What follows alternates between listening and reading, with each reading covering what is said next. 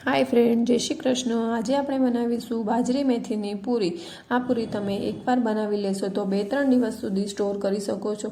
આ પૂરીને તમે સવારે ચા સાથે નાસ્તામાં લેશો તો પણ સરસ લાગે છે અને તમે સાતમને દિવસે એક ટાણામાં આ રીતની પૂરી બનાવશો તો નાનાથી લઈને બાળકો સુધીના બધાને જ ભાવશે આ પૂરી। તેના માટે આપણે 2 વાટકો બાજરાનો લોટ લીધો છે, 1 વાટકી ઘઉંનો લોટ લીધો છે, 1 વાટકો આપણે ધાણા લીધા છે, 1 વાટકી આપણે मेथी समारेली लीधी है, तेने धोईने सरस साफ करी लीधी है। हवे 1 चमची आपणे आदू मरचानी पेस्ट लीधी है, अर्धी चमची मीठू लीधुं है, अर्धी चमची आपणे हळदर लीधी है, 1 चमची आपणे लाल मरचुं लीधुं है, अर्धी चमची हींग, चपटी एवो अजमो लीधो है, तेने आपणे मसळीने एमां एड करीशुं एटले सरस स्वाद आवे।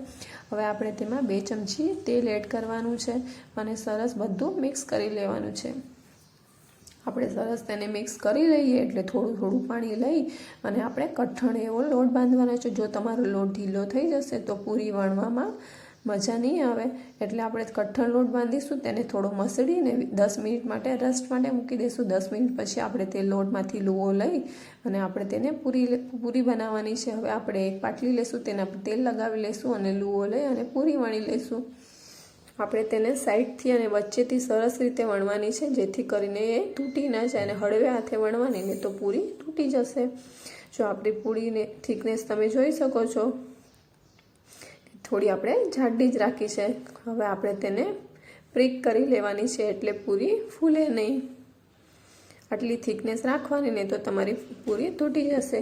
હવે આપણે તેને પ્રીક કરી લીધી છે। તમને એક બીજી રીત પણ બતાવું છું। જો તમારો લોટ ઢીલો થઈ ગયો હોય તો તમારે એક પ્લાસ્ટિક શીટ લેવાની, તેના પર તેલ લગાવી લેવાનું, પછી એક લુઓ લઈ અને તેને વચ્ચે મૂકી દેવાનો છે, પછી થોડું એવું પ્રેસ કરી અને પછી વેલણથી આપણે સરસ એને વણી લેશું।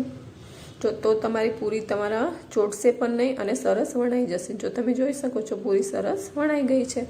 હવે આપણે તેને સાઈડ પર મૂકી દઈશું અને પ્રીક કરી લેશું। પ્રીક થઈ જાય એટલે પછી આપણી પૂરી ફૂલશે નહીં અને સરસ ક્રિસ્પી બનશે।